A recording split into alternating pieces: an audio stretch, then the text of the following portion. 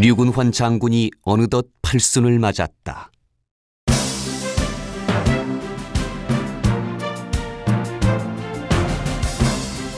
장군은 잠시 정계에 팔을 들여놓기도 했지만 평생 군인의 길을 걸었다.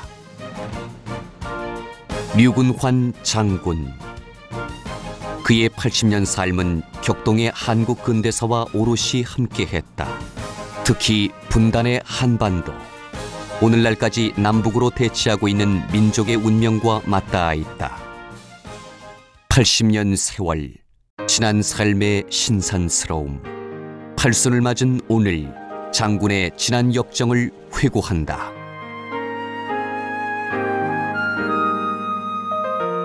류군환 장군은 1928년 충남 공주에서 항일운동가 류청씨의 장남으로 태어났다. 성장기, 류군환은 부친이 중국으로 망명, 독립운동을 하는 바람에 조부 류서구옹으로부터 한학과 충효, 청백의 가풍을 익히며 성장했다. 조부 또한 3.1 만세 사건으로 옥고를 치르고 일제의 탄압을 받고 있어 류군환의 성장기는 고난의 연속이었다. 그런 가운데 해방을 맞은 류군환은 군인의 길을 걷기로 결심한다. 그리하여 정부 수립 후 류군환은 육군 사관학교 교도대에 입대한다. 이어 보병학교 갑종간부 2기생으로 입교해 교육을 받는다. 이때 민족의 비극 6.25가 터진다. 갑자기 전장으로 나가게 된 류군환은 후보생 신분으로 각 지구 전선에서 전투를 하던 중 1950년 9월 10일 육군 소위로 임관한다. 그리고 3, 4단에 배치되어 소대장 및 중대장으로 최전선에서 사선을 넘나들며 격전을 치른다. 휴전 후 류군환은 육군 첩보부대 행정처장, 분단 정보부대장, 한미합동공작대장, 일군 정보부대장을 거쳐 1969년 주월 군사정보부 대장으로 월남전에 참전한다.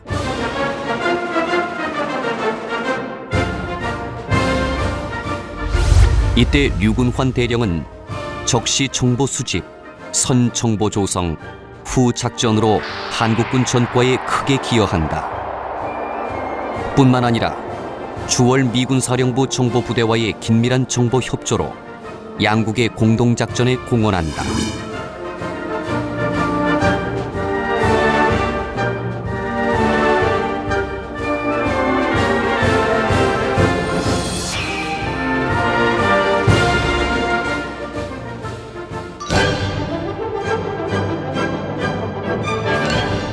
(1970년) 귀국과 동시에 류군환 대령은 보병 제25사단 70연대장을 맡아 성공적으로 임무를 수행해 군의 신망을 얻고 1971년에는 정보사령부 창설기획단장을 맡아 첩보부대, 군사정보부대, 제5연구소 등을 통합한 육군정보사령부를 창설한다. 이때 초대 참모장을 맡은 류군환 대령은 군의 조기정보체제, 종합정보체계를 확립하고 정보병과 창설의 기초를 마련했다. 1973년부터 2년여 육군본부 본부사령관으로 재임할 때에는 강력한 추진력으로 육군본부의 관리체계를 일신해 복지 및 근무 환경을 개선한다. 1975년 보안사령부 참모장 시절에는 국민의 원성을 샀던 대민기관 사찰 중지를 건의하고 각급 부대 지휘권 확립을 지원하는 체제로 전환해 보안사의 위상을 재정립하는 데 일조했다. 특히 이때 장군으로 진급하며 의미를 더했다.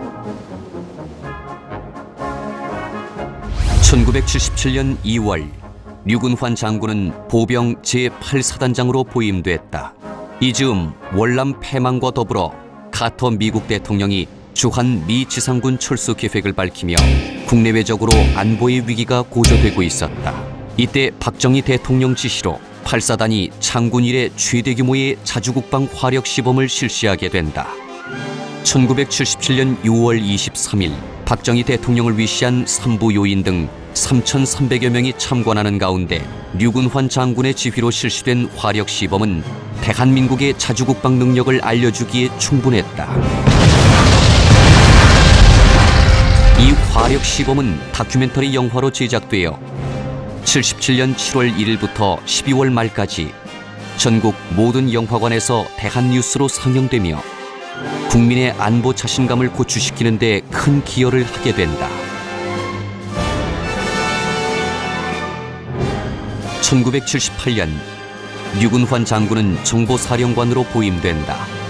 열정적으로 업무를 추진하던 1979년 11.6이 터지고 전국의 혼란을 틈탄 북한의 도발 위협 등으로 안보가 불안한 상태에 빠졌다.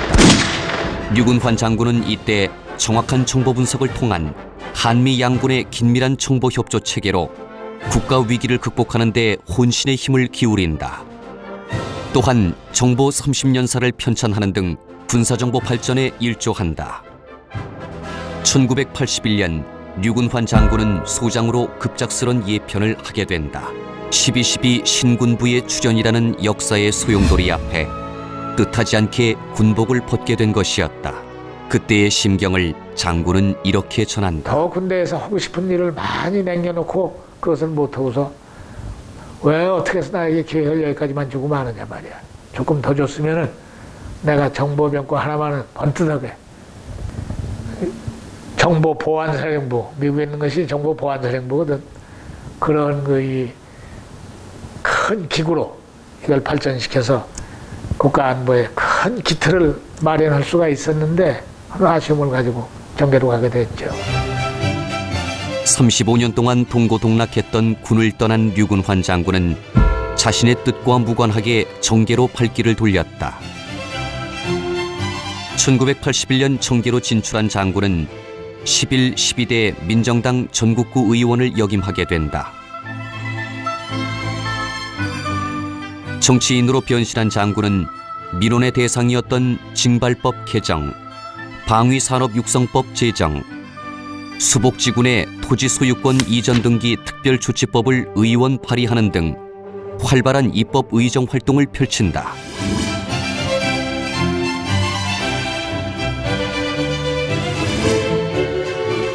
또한 한일의원연맹 안보외교위원장 및 한일협력위원회 상임위원과 사무총장을 맡아 한반도 및 동북아 안보에 대한 일본과 한국의 인식을 일치시켜 공동의 협력관계를 만드는 데 심혈을 기울이고 한 페루 의원 친선협회 회장을 맡아 페루와 수교를 맺어 중남미에 진출하려는 북한의 의도를 저지시키고 한국이 중남미 국가들과의 우호 친선 협력관계로 나아가는 데 기여한다.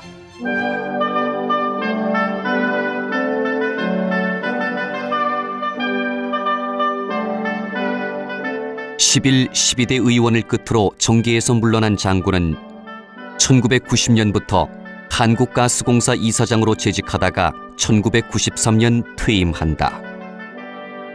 이로써 45년 동안 걸어온 공직 일선에서 물러난 것이었다.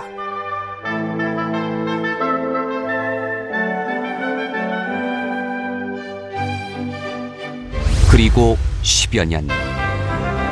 이제 장군은 삶의 여유를 즐기고 있는 것이다.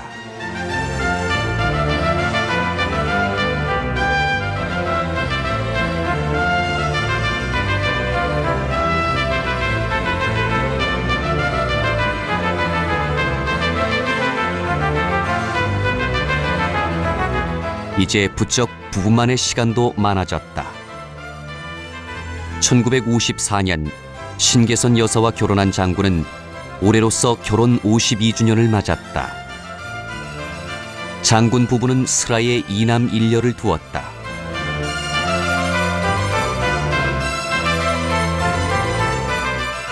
어느덧 자식들도 각기 가정을 이루고 있다. 장남은 의사로, 차남은 재미사업가로, 사위는 재미대학 교수로 일가를 이루며 행복한 생활을 누리고 있다.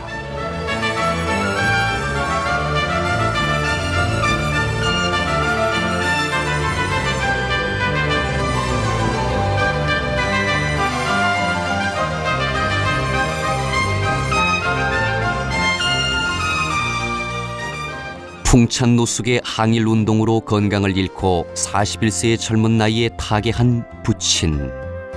부친이 안 계시고 홀어머니 밑에서 고생은 했지만 장군은 결코 부끄럽지 않았다고 회고했다. 이 나라가 어려울 적에 국민이 목숨을 바치고 나라를 지킨다는 것은 국민의 도리다.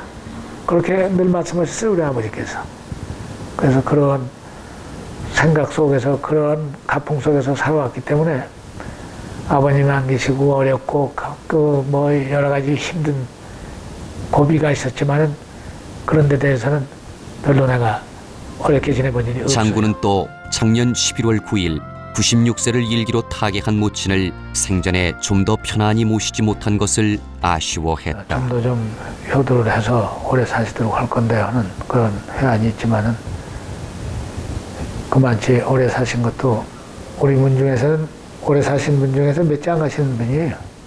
특히 부부는 물론 자식들까지 전 가족이 독실한 기독교인이 된 것은 모친의 소망이었다고 전한다.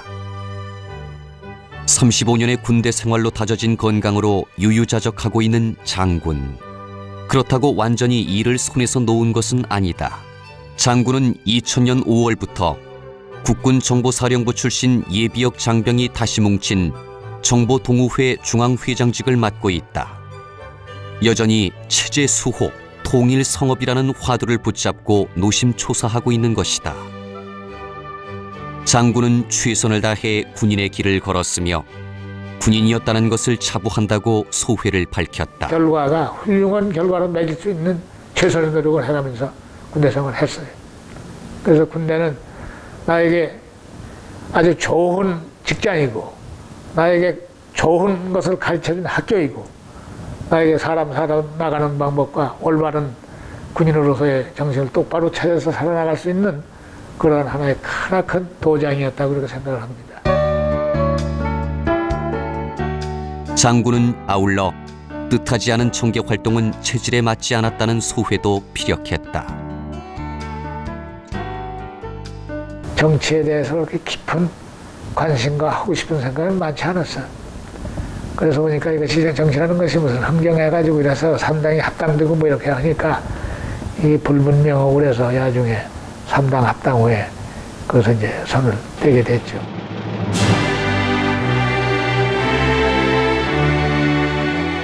그러나 장군은 자신의 80년 인생의 후회는 없다고 했다. 장군이 그동안 공직의 길을 걸으며 받은 충무, 무공 훈장 등 크고 작은 훈장을 고이 간직하는 것은 자신의 지난 삶을 사랑하는 것에 다름 아니리라.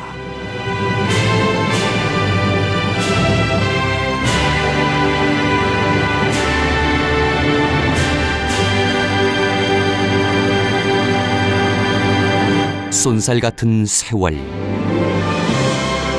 강산이 8번이나 변했다. 언제였던가 전장을 누비며 호령하던 그 시절, 바로 엊그제 같던 일들. 그러나 항상 하루하루가 새로운 시작이다. 장군은 또 내일 일을 생각한다.